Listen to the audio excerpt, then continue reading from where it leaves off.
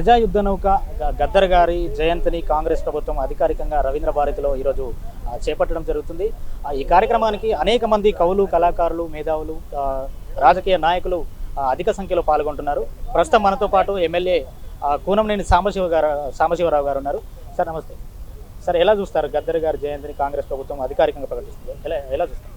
చాలా సముచితమైన నిర్ణయం గవర్నమెంట్ తీసుకుంది. సహజంగా గత 10 ఏళ్ల నుంచి కూడా తెలంగాణ సాధనలో ఎవరెవరు కష్టపడ్డారో, తెలంగాణ సాధనలో ఎవరెవరు చిందేశారో, పాట పాడారు, నినాదం ఇచ్చారు, ఉద్యమాలు నడిపారు, వాళ్ళందరూ కూడా మరుగున పడిపోయారు.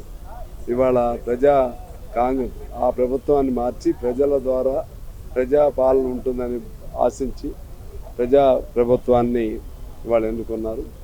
కాంగ్రెస్ పార్టీ కాంగ్రెస్ అయినా ప్రజల ఆశలకు అనుగుణంగా నడవాలని కోరుకుంటున్నాం. ఆ క్రమంలోనే ఇది ముందడుగుగానే మేము భావిస్తున్నాం.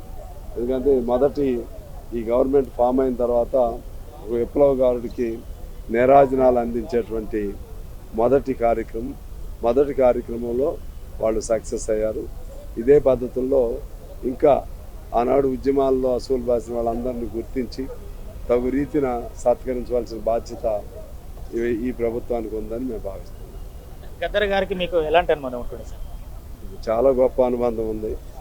ఆయన 2 రోజుల్లో మరణిస్తాడు అనగా హాస్పిటల్లో చేరి కూడా ఆ నైటు నాకు సిపిఎం సెక్రటరీ వీరభద్రం గారికి మా ఇద్దరికి కూడా ఫోన్లు చేసి నేను హాస్పిటల్లో చేరాను, అయినా నాకు భయం లేదు కానీ మీకు చెప్పాలి అని ఆ పక్కన ఉన్న వాళ్ళకు కూడా రేపు మనకు చనిపోతే ఎర్రజెండా కప్పాలరా, మనకి ఎర్రజెండా కప్పాలంటే సిపిఐ, సిపిఎం, ఇతర నక్సలైట్ పార్టీలు అన్నీ ఉండాలి. అందుకని వాళ్ళిద్దరికి ఫోన్ కల్పించి శ్రీనివాస్ అనే అతని ద్వారా ఫోన్ కల్పించి కూడా మాట్లాడారు.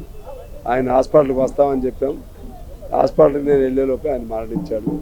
అంతకుముందు కూడా మేము కలిసి సింగరేణి వ్యాప్తంగా బావికి అనే పేరుతో ఆనాడు గద్దర్ గారి నాయకత్వంలో చైతన్య యాత్ర కూడా చేశాం. ఆ విధంగా అనేక సందర్భాల్లో ఆయనకి మాకు చాలా అనుబంధం ఉండేది. ఆయన ఉత్తమ కమ్యూనిస్టు. తన జీవితం మొత్తాన్ని కూడా ప్రజలకు, సమాజానికి అంకితం చేసిన కమ్యూనిస్టు.